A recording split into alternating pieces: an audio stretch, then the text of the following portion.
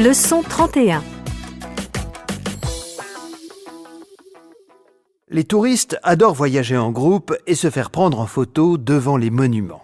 C'est en tout cas évident sur la couverture du dernier album de l'anglais Martin Parr. On y voit autour du Parthénon deux groupes. D'un côté, des Européens, tous en short et en t-shirt, et de l'autre, des Coréens regroupés pour une photo. Petite planète, c'est le titre de ce livre, est un tour du monde en photo souvent surprenant. On voit que le touriste ne peut pas s'empêcher d'aller là où vont tous les autres et qui n'a qu'une idée quand il voyage, prendre des photos et se faire prendre en photo. Ce qu'il faut surtout, c'est montrer qu'on y était. Si vous voulez découvrir le regard plein d'humour mais jamais méchant de Martin Parr, lisez vite Petite planète aux éditions Heubeeke.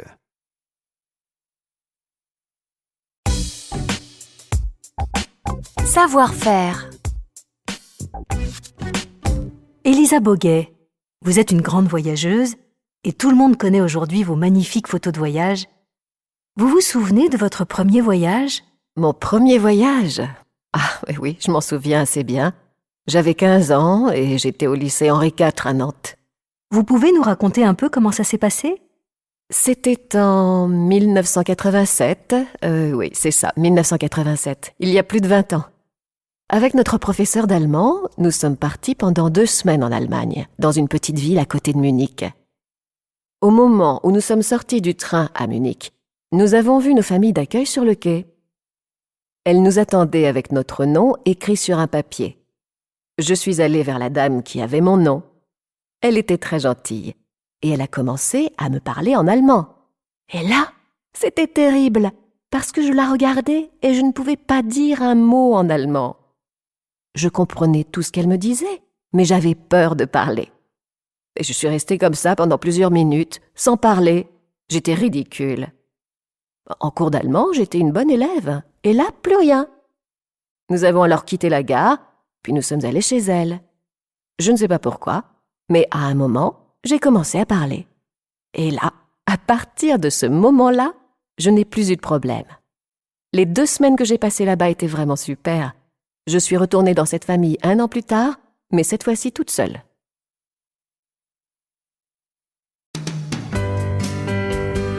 Unité 9. Vous voulez mon avis ? Leçon 33.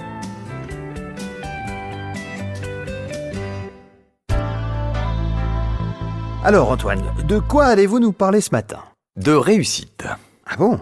Oui, le magazine Capital publie cette semaine les résultats d'une enquête intitulée « Réussir sa vie ».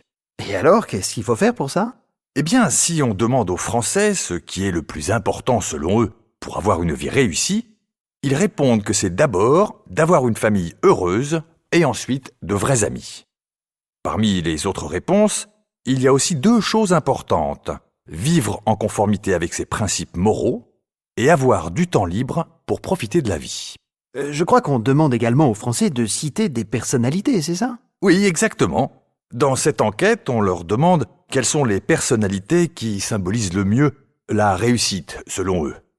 C'est très intéressant parce que les 2 premiers sont très différents. Sœur Emmanuelle et Nicolas Sarkozy. Une religieuse et un homme politique. Les Français citent aussi Zidane parmi les 5 premières personnalités. C'est normal. Il a une famille, des amis, les Bleus, il a de l'argent et il a fait une belle carrière professionnelle.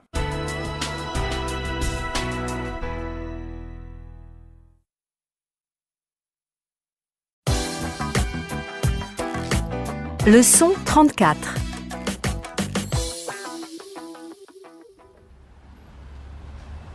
Vous êtes inscrite sur les listes électorales de votre commune ? Oui, je suis inscrite depuis l'âge de 18 ans. Et j'ai toujours voté pour exprimer mes choix politiques. Pourtant, je trouve que le monde politique va mal depuis plusieurs années. Ah non, les hommes politiques de gauche ou de droite sont tous les mêmes. Il y a toujours une différence entre ce qu'ils disent et ce qu'ils font. Ils ne pensent qu'à leur carrière. D'ailleurs, c'est pour ça que je ne suis plus inscrite sur les listes électorales. Bon, d'accord, c'est vrai que la politique m'énerve très souvent. Mais selon moi, c'est vraiment important de s'exprimer en votant. Alors, je vote régulièrement. Écoutez, j'ai déménagé l'année dernière et j'ai oublié de m'inscrire à la mairie, là où j'habite maintenant. Ce qui m'a empêché de voter cette année.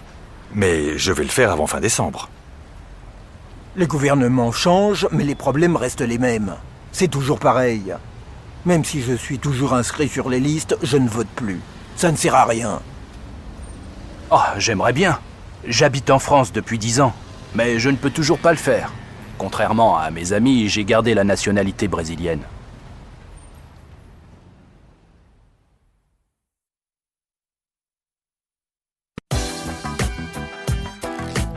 Leçon 35.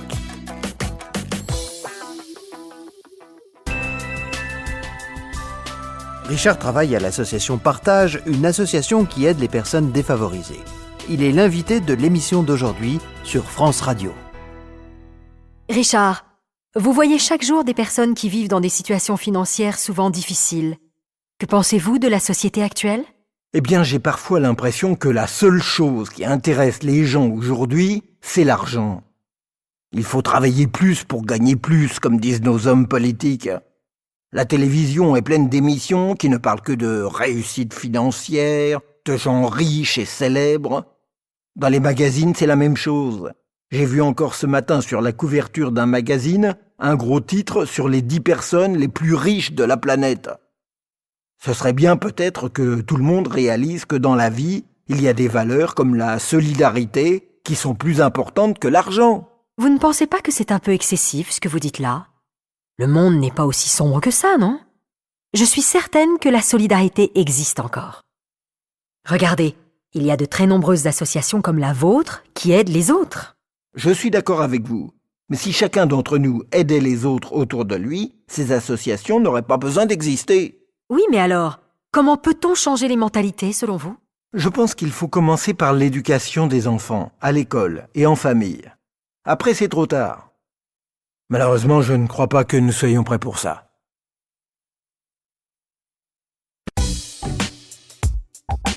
Savoir-faire. Vous avez 3 nouveaux messages.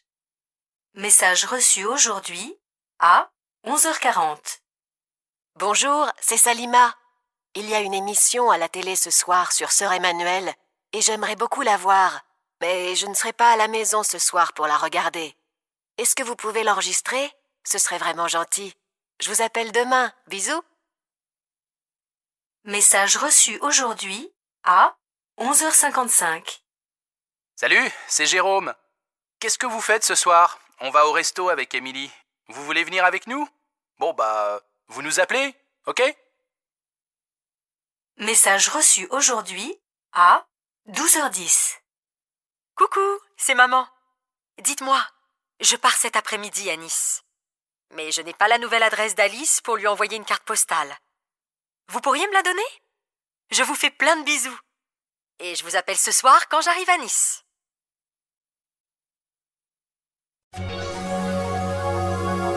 Évaluation 3. Compréhension de l'oral. Objectif 1. Bonjour madame, comment allez-vous? Ça va, merci. Et vous, ça va mieux? Oh moi, ça peut aller. Mais une de mes filles ne va pas très bien en ce moment. Ah bon? Mais qu'est-ce qui lui arrive? Elle travaillait dans un petit magasin qui marchait pas très bien depuis un moment déjà et puis, ils l'ont licenciée. Oh, c'est pas vrai? Ben si, malheureusement. Et en plus, elle a eu un accident de voiture il y a 2 jours. Elle a rien, mais il n'y a plus de voiture. Oh là là, la pauvre. Elle a vraiment pas de chance, hein?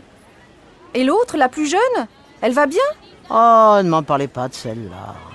Elle a décidé d'arrêter la fac pour faire du théâtre. Ah, les jeunes, c'est pas toujours facile. Ah, je suis bien d'accord avec vous. Mais qu'est-ce que vous voulez? C'est la vie.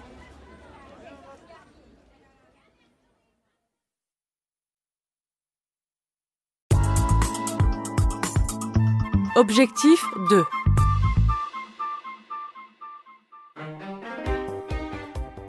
Lancée en 1985 par Jack Lang, le ministre de la Culture de l'époque, la Fête du cinéma a chaque année un succès de plus en plus important. Au début, elle ne durait qu'un seul jour. La formule change ensuite pour passer à 3 jours. Pour participer, c'est simple. On achète un billet plein tarif et on reçoit un passeport qui donne droit à un nombre illimité de places à seulement 2 €. Une formule qui est valable aujourd'hui, demain et mardi dans 5000 salles en France.